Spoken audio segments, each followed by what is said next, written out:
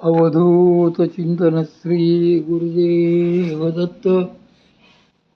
माझ्या सर्व साधक बंधू भगिनींनो, आपण सध्या पुणे येथील वामन प्रकाशनची पुस्तकं वाचण्यास प्रारंभ केला आहे. सध्या आपण परमपूज्य श्री शांताराम कवडे दादा महाराज यांचे साधना जिज्ञासा हे पुस्तक वाचण्यास घेत आहोत. यात बऱ्याच साधकांनी जे काही प्रश्न विचारले त्यांची उत्तर यात आहेत. आजचा प्रश्न, व्यवहारात आठवण म्हणजे मेमरीला महत्त्व दिले जाते, तसे आध्यात्मिक जीवनात आठवणींना कितपत महत्त्व असते? उत्तर, प्रापंचिक आठवणींना अगदी शून्य महत्त्व असते. आपल्याला व्यवहारात ज्या आठवणी ठेवाव्या लागतात त्या आठवणींना परमार्थात काहीच महत्त्व नसते. जर एखाद्याला श्री भगवंत सतत आठवले तर मात्र त्याला 100%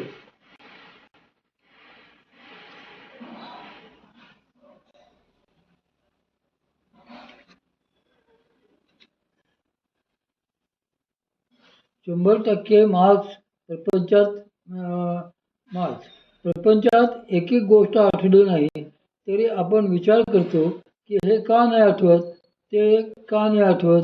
पण परमार्थात इतर सगळ्या गोष्टींचा विसर घडून केवळ श्री भगवंतच आठवते, तर ती स्थिती अत्यंत धन्यतेची असते.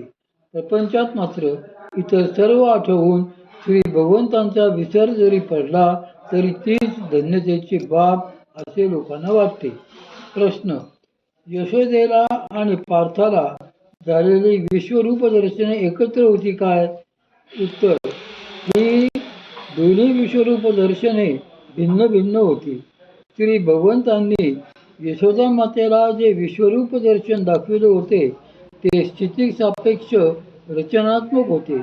सर्व विश्वात मीच भरून राहिलेलो आहे आणि सर्व विश्व माझ्यातच भरून राहिलेले आहे, हेच केवळ त्यांनी त्यात दाखवले होते. पण पार्थाला जे विश्वरूप दर्शन त्यांनी घडविले होते ते मात्र लयसापेक्ष संहारात्मक दर्शन होते. त्यात त्यांनी सगळ्या जगाचा संहार होत आहे, सगळे जीव माझ्याच कालरूप तोंडात जात आहेत असे पार्थाला दाखवले होते. पार्थाला ते दाखवण्यामागचा त्यांचा हेतू त्याला असे सांगण्याचा होता की अरे, तू ज्यांना मारणार असे म्हणतो आहे त्यांना तर मी आधीच मारले आहे, आता तू केवळ निमित्त मात्र हो. त्यामुळे त्या दर्शनाने पार्थ घाबरला होता. पण आधीच्या रचनात्मक दर्शनाने यशोदा माता मात्र घाबरल्या नव्हत्या. त्यांना फक्त आश्चर्यच वाटले होते. पार्थाला भीतीने कंप सुटला होता, त्याचे शरीर थरथरत होते. शेवटी त्याने न राहून श्री भगवंतांची प्रार्थना केली की या रूपापेक्षा तुमचे सुखारूपच बरे आहे. पण हे सांगण्याआधी पार्थाने श्री भगवंतांची क्षमा देखील मागितलेली आहे. तो त्यावेळी म्हणतो की भगवंता, मी तुमचे कितीतरी अपराध केलेले आहेत. या दोन्ही दर्शनात हाच मूलभूत फरक आढळतो. प्रश्न, नेमके कोणते उद्दिष्ट डोळ्यासमोर ठेवून आपल्या भक्तियात्रा निघतात? उत्तर, आपल्या शास्त्रांनी काही तीर्थे क्षेत्रे पवित्र म्हणून सांगितली आहेत आणि अशीही आज्ञा केली आहे की जन्माला आलेल्या प्रत्येक जीवाने क्षेत्रांच्या तीर्थांच्या यात्रा कराव्यात. अशा यात्रांमुळे आपल्या अनेक पापांचे क्षालन होते, आपले अंतःकरण शुद्ध व्हायला मदत होते. मात्र त्यासाठी आपल्याला श्री भगवंतांचे कायम अनुसंधान राखले पाहिजे. ते तसे राखून जर आपण यात्रा करणार असू तरच ती भक्तियात्रा होते.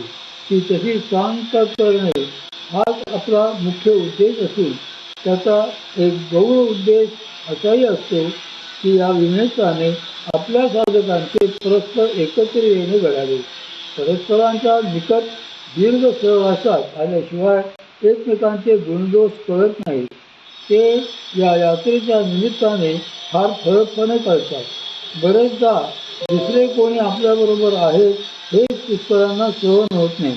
दुसऱ्यांच्या पुष्कळशा गोष्टी आपल्याला चुकीच्या वाटू लागतात. जर अंतर्मुख होऊन आपण विचार करू लागलो तर आपले त्यात काहीतरी चुकी आहेत असे कळते. परस्परांच्या सहवासात आपल्या चुका प्रकर्षाने कळून येतात. दुसऱ्यांच्या चुका दाखविणे नेहमी सोपे असते, पण ते महत्त्वाचे मुळीच नाही. आपल्या काय चुका होतात हे समजणे मात्र कठीण असते आणि ते समजून घेणे हा अशा यात्रांमधला एक गौण उद्देश असतो. शास्त्रांचा असा निर्देश आहे की तीर्थयात्रेला जेवढे शारीरिक कष्ट होतील तेवढ्याच प्रमाणात त्याच्या पापांचे क्षालन होत असते. त्याचे कारण असे आहे की यात्रेत सगळे बदलत असते. अन्न बदलते, हवा पाणी बदलते, पण आपल्याला यात्रेत सतत जोपासायचा असतो तो केवळ परमार्थ.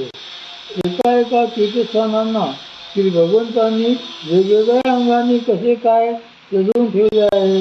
वेगवेगळ्या प्रांतात लोक त्यांची उपासना कशा कशा पद्धतीची करतात हे सगळे अशा यात्रेतून जाणून घ्यायचे असते. आपली संस्कृती समजून घ्यायची असते. आपला इतिहास समजून घ्यायचा असतो. तसेच त्या क्षेत्रांचे पौराणिक आध्यात्मिक महात्म्यही समजून घ्यायचे असते. त्या क्षेत्रामध्ये आपल्याला साधनेच्या दृष्टीने काही विशेष अनुभव येतात काय हे बघायचे असते. पण आपण त्या क्षेत्रांशी मनाने तरी पुढाकार झाल्याशिवाय ते अनुभव कसे येतील. अन्यथा आपल्याला तेथे बाह्यतः असणारी घाणच दिसत राहील. जर आपला अंतरंग भाव परिपुष्ट होऊन आपण ती क्षेत्रे बघितली तर मात्र त्या क्षेत्रांची आपल्याला अंतरंग अनुभूती येते. प्रश्न: पुण्याला पद्मावतीच्या श्री शंकर महाराजांच्या समाधीला बरेच लोक सिगारेट वाहतात, ती कशासाठी? उत्तर: तो एक पारमार्थिक खोलवटपणा आहे. शक्य झाले तर हे लोक दारूचा अभिषेकही करतील. खरे म्हणजे लोकांची उपाधी दूर ठेवण्यासाठी महात्मे असे व्यसनांचे नाटक करतात. आपण प्रपंचात भौतिक सुखात फारच गुंतलेलो आहोत असे दाखवितात. स्वार्थी प्रापंचिक लोक त्या नाटकांना फसतातही. परमपूज्य श्री मामांकडेही कोणी असा स्वार्थी येऊन बसला तर त्याच्याशी परमपूज्य श्री मामा प्रपंचाच्याच गोष्टी बोलायचे किंवा त्याच्यासमोर पत्ते खेळायचे. ते पत्त्यांचा पेशन्सचा डाव लावून बसले की थोड्या वेळाने तो कंटाळून उठून जायचा. मग मामा म्हणायचे, वा वा बरं झाले. कधी कधी असे कोणी आले तर ते झोपूनच राहायचे. संतांच्या अशा अनेक युक्त्या असतात. मत्सबी प्रापंचिकांची उपाधी टाळण्यासाठी त्यांना कधीकधी असे वागावेच लागते. म्हणूनच व्यसनी माणूस आणि खरे साधू संत यांना ओळखणे फार कठीण असते. सद्गुरूंची खरी ओळख तर त्यांच्या कृपेशिवाय होऊ शकत नसते. ते आपल्याला केव्हा आणि कसे भ्रमात घालतील ते कळणारच नाही. माऊलींच्या समाधी सोहळ्याच्या आधी ज्या कान्होबा महाराज राजपाठक नामक अधिकारी संतांचे कीर्तन झाले होते, त्यांच्या आयुष्यातली ही अशीच एक घडलेली घटना आहे. एक साधक श्री भगवंतांच्या कृपेसाठी तपश्चर्या करीत होता. त्याला श्री भगवंतांनी स्वप्नात दृष्टांत देऊन सांगितले की पुण्याजवळ केजूरला जे कान्होबा काका राजपाठक आहे त्यांच्याकडे जा, त्यांची तुझ्यावर कृपा होईल. त्याप्रमाणे तो शोधत शोधत त्यांच्याकडे पोचला. त्यावेळी कान्होबा काका आपली सगळी नातवंडे आणि शेजारच्या पोरांमध्ये गोट्या खेळत बसले होते. मधूनच एखादे पोर रडायचे, त्याची ते समजूत घालायचे. असे त्याच्या सगळ्या पोरांमध्ये गुंग झाले होते. त्या भेटीला आलेल्या साधकाने विचार केला की हा तर पोराबाळांमध्ये गुंतलेला एक सामान्य प्रापंचिक दिसतो आहे. हा काय मला परब्रह्मज्ञान सांगणार? असा विचार त्याच्या मनात आल्याच इकडे कान्होबा काकांनी सगळ्या पोरांना एक एक करून बोकोटे धरून विहिरीत फेकले आणि मग ते त्या साधकाला हसून म्हणाले, चला आता तर पोरांची कटकट गेली ना, आता आपल्याला काय बोलायचे आहे ते निवांतपणे बोलता येईल. मग त्या साधकाने एक एक करीत आपल्या मनातील पारमार्थिक शंका विचारल्या आणि कान्होबा काकांनी त्याच्या शंकांचे पूर्णपणे समाधान केले, त्याच्यावर कृपाही केली. तेव्हा मात्र पश्चाताप होऊन त्याला फार वाईट वाटू लागले. शेवटी तो न राहून म्हणाला की माझ्या पायी सगळी पोरे उगाचच मारली गेली की हो. त्यावर ते म्हणाले, मारली गेली कशाने रे? आणि त्यांनी मोठ्याने एकेका मुलाला नावाने हाका मारून बाहेर यायला सांगितले.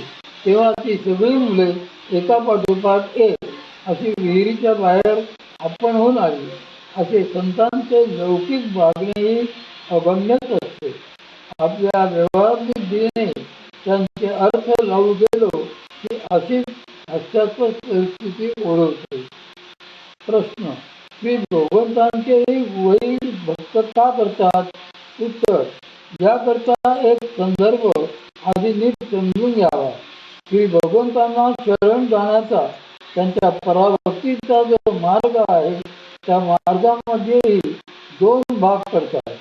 एकाला म्हणतात अविरोधी भक्तीचा मार्ग आणि दुसऱ्याला म्हणतात विरोधी भक्तीचा मार्ग. अविरोधी भक्ती याचा अर्थ श्री भगवंत अत्यंत प्रिय वाटणे, मनापासून बाह्य आचरणाने देखील प्रिय वाटणे, त्यांच्याशी कुठले तरी नाते जोडून त्यांची भक्ती करणे.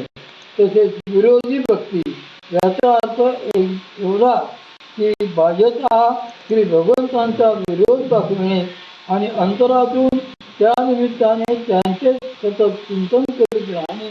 पण हे दोन्ही मार्ग शेवटी श्री भगवंताकडे नेणारे आहेत.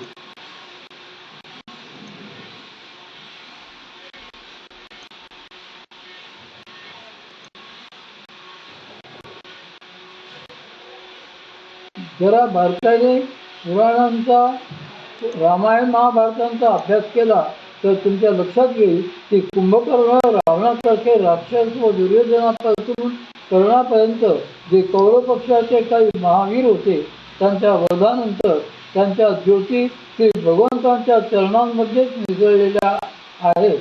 याचा अर्थ असा की तो जीव भगवत स्वरूप झाला. देवांनी त्या भक्ताला मान्य करून घेतले आणि त्यांनी जर त्याला मान्य करून आपल्यात घेतले, आपले मानले, तर त्याला वैरी तरी कसे म्हणता येईल? म्हणून संतांनी जर कोठे वैरी शब्द घातला असेल तर त्याचा एवढाच अर्थ असतो की बाह्यतः त्याने विरोधी भक्तीचा अंगीकार केला होता. आता रामायणाची एक गोष्ट उदाहरणार्थ सांगतो. 16 प्रकारची मुख्य रामायणे आहेत. तसाच वाल्मिकी भारद्वाज संवादात्मक 27 अध्यायांचा अद्भुत रामायण नावाचाही एक संस्कृत ग्रंथ आहे. दक्षिण भारतात या अद्भुत रामायणाची एक लोककथा आवृत्ती प्रचलित आहे. त्यात एक अशी लोककथा येते की राम रावणांचे युद्ध सुरू असताना श्री भगवंतांचा निश्चय झाला की आता दुसऱ्या दिवशी रावणाचा वध करायचा. ती सगळी योजना झाली असताना तिकडे रावणाला असे वाटू लागले की आपण प्रभूचे आदरातिथ्य कसे काय करावे, कारण हा रावण आणि कुंभकर्ण हे पूर्वीच्या श्री भगवंतांच्या द्वारपालातील होते. रावणही श्री भगवंतांचा भक्तच होता. तो जन्माला आला होता तो केवळ श्री भगवंतांच्याच लीलेसाठी. जय विजय श्री भगवंतांच्या द्वाराजवळ द्वारपाल असताना एकदा ते आपापसात बोलत होते की आजकाल श्री भगवंतांचे लक्ष जागेवर दिसत नाही. त्यांच्या मनात काय चालले आहे कोण जाणे. ते असे बोलत आहे इतक्यात जयने आज डोकावून पाहिले तर श्री भगवंत आपल्याच आनंदात केशावर पोहले होते आणि त्यांचा उजवा बाहू हरण पावला होता. त्याकडे बघून ते आपल्याशी हसत होते. ते पाहून जय विजयला म्हणाला, सावध रे सावध, श्री भगवंतांच्या मनात काहीतरी लीला करण्याची दिसते. आपल्याला काहीतरी उद्योग आलेला दिसतो. एवढ्यातच सनकादिक ऋषी तेथे आले. जय विजयांकडून त्यांचा अपमान केला गेला. त्यांनी शाप दिला आणि पुढचे सगळे रामायण घडले. असो, इकडे रावणाच्या मनात अशी इच्छा आल्यावर त्याने आपल्या पतीला मंदोदरीला सांगितले की पहा, माझी अशी इच्छा आहे की आपण श्री भगवंतांना लक्ष्मण आणि हनुमंतांसह येथे बोलवू, त्यांची पाद्यपूजा करू आणि मिळून जेवायला घालू, कारण उद्या त्यांचे व माझे अंतिम युद्ध व्हायचे आहे. मंदोदरीने ते आनंदाने मान्य केले. मग रावण सूक्ष्म देहाने श्री भगवंतांजवळ आला आणि त्यांना वंदन करून त्याने पाद्यपूजा व भोजनाचे आमंत्रण दिले. ते पण प्रसन्नतेने म्हणाले की आम्ही पाद्यपूजेसाठी पहाटेच्या वेळेला येऊ. आता ते पहाटेच्या वेळी येणार म्हणजे सगळी तयारी रात्रीपासूनच करून ठेवायला हवी. मंदोदरीला एक वर होता. तो असा होता की तिने शिजवलेले अन्न कधीही थंड होत नसे. जोपर्यंत ते कोणी एखादा खात नसे तोपर्यंत ते ताजे केल्यासारखेच गरम राहत असे. त्यामुळे तिने रात्री सगळी स्वयंपाक वगैरे व्यवस्था करून ठेवली. बरोबर पहाटेच्या सुमारास प्रभू श्री रामचंद्र, हनुमंत आणि लक्ष्मण रावणाकडे आले. रावणाने त्यांचे मोठ्या प्रेमाने स्वागत केले, विधिवत पाद्यपूजा केली व मग त्यांना सुवर्णाच्या रत्नजडित अशा पाटावर बसवले. पाते वगैरे घेतली होती. रावणाने भोजन स्वीकारावे अशी विनंती केली आणि त्यांना तो जेवायला बसवणार. एवढ्यात त्याच्या लक्षात आले की प्रभू श्री रामचंद्रांच्या शेजारचे पान रिकामेच उरलेले होते, शिवाय ते होते सीतामाईसाठी. म्हणून रावणाने प्रार्थनापूर्वक परीक्षा केली की देवा, आईसत कुठे गेल्या? तेव्हा प्रभू श्री रामचंद्र हसून म्हणाले, अरे तूच तर तिला आपल्या बंदिशाळेत ठेवला आहेस ना, जाऊन घेऊन ये. त्यावेळी रावण पोट धरून हसला आणि त्याने प्रभू श्री रामचंद्रांना एकदम साष्टांग नमस्कारच घातला. तो म्हणाला, देवा, तुम्ही लोकांना जे सोममाळेने गंडवतात तेवढे पुरे आहे. माझ्यासाठी ही लीला कशासाठी? मला माहीत आहे की ज्या सीतामाईंना मी उचलून आणले त्या मायावी आहेत. खऱ्या सीतामाई तुम्हीच तुमच्याजवळ गुप्त ठेवलेल्या आहेत. तुमचा उजवा हात वर करा व त्यांनाही येऊ द्या ना. प्रभू श्री रामचंद्रांनी त्यावर हसून आपला उजवा हात वर केल्यानंतर काखेत लपवलेल्या सीतामाई प्रगट होऊन त्यांच्या शेजारी बसल्या आणि पुढच्या 16 सागर संगीत पूर्ण झाला. त्यानंतर रावणाने वर मागितला की प्रभू, आता माझा फार अंत पाहू नका. तुम्ही माझे रहस्य जाणतात. तुमचा बाण घेरायला आणि तुमच्या ज्योतीमध्ये मिसळायला मी अगदी आतुर आहे. त्यानंतर दुसऱ्या दिवशी युद्धभूमीवर रावण प्रभू श्री रामचंद्रांमध्ये मिसळून गेला. ज्याप्रमाणे अविरोधी भक्तीची असंख्य उदाहरणे आहेत, त्याचप्रमाणे शास्त्रांनी विरोधी भक्तीची उदाहरणे दिलेली आहे. श्री भगवंत हे सर्वांचे ध्येय असल्यामुळे श्री भगवंतांना कधीच कोणाचे वैर नसते. त्यांना निष्कामत्व, समत्व असते, तटस्थ असते. श्री भगवंतांच्या ठिकाणी वैर ही भावना संभवत नाही. म्हणून भक्तीत देखील जेव्हा वैर असे म्हटले जाते तेव्हा तो एक सापेक्ष भाव असतो. हे